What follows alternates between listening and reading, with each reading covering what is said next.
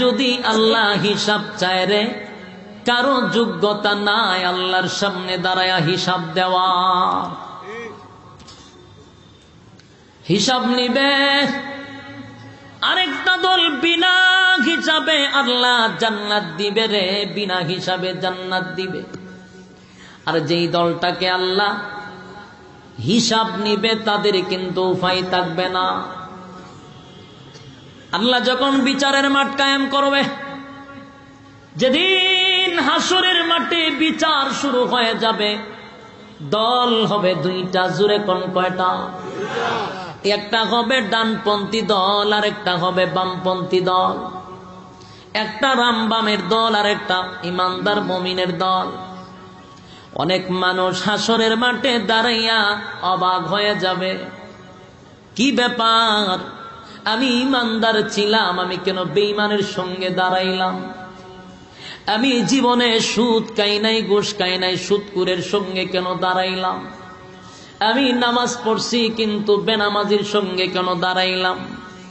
আওয়াজ আসবে, বান্দা আরে তুই সুদ আর ঘুষ খাস নাই, কিন্তু সুদখোর আর ঘুষখোর তোর বড় বন্ধু ছিল, মহব্বতের মানুষ ছিল। তাই আমি আল্লাহ যার সঙ্গে যার মহব্বত, তার সঙ্গেই তার কিয়ামত করে দিলাম।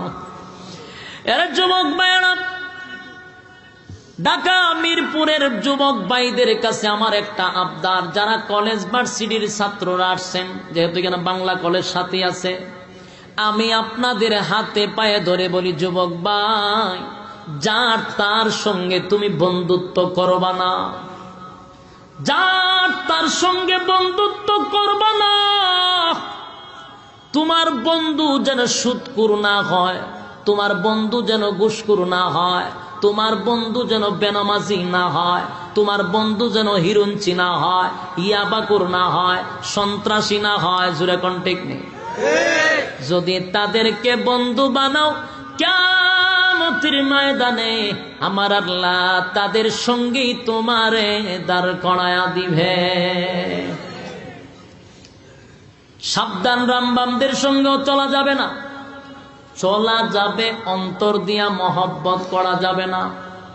সুদখোরের সঙ্গেও চলতে হবে, বেনামাজির সঙ্গেও চলতে হবে, তবে অন্তর দিয়া বেশি ভালোবাসা যাবে না। আর না হয় আপনারা বলবেন, হুজুর আমরা কি এখন চলাফেরা বাদ দিয়ে দিব? এদেশে তো হিন্দু আছে, খ্রিস্টান আছে, বুদ্ধ আছে, ঠিক কিনা? বেনামাজি আছে, সুদখোর আছে, ঘুষখোর আছে, চলাফেরা বাদ দিয়ে দিব? ইসলাম আপনাকে নিষেধ করে নাই, চলবেন। বাইমাত চিনেননি? বাইমাত চিনেন? ঢাকার মানুষ বাইমাত চিনেন? বাইমাস তাকে কোথা? ও ফানিতে বলে।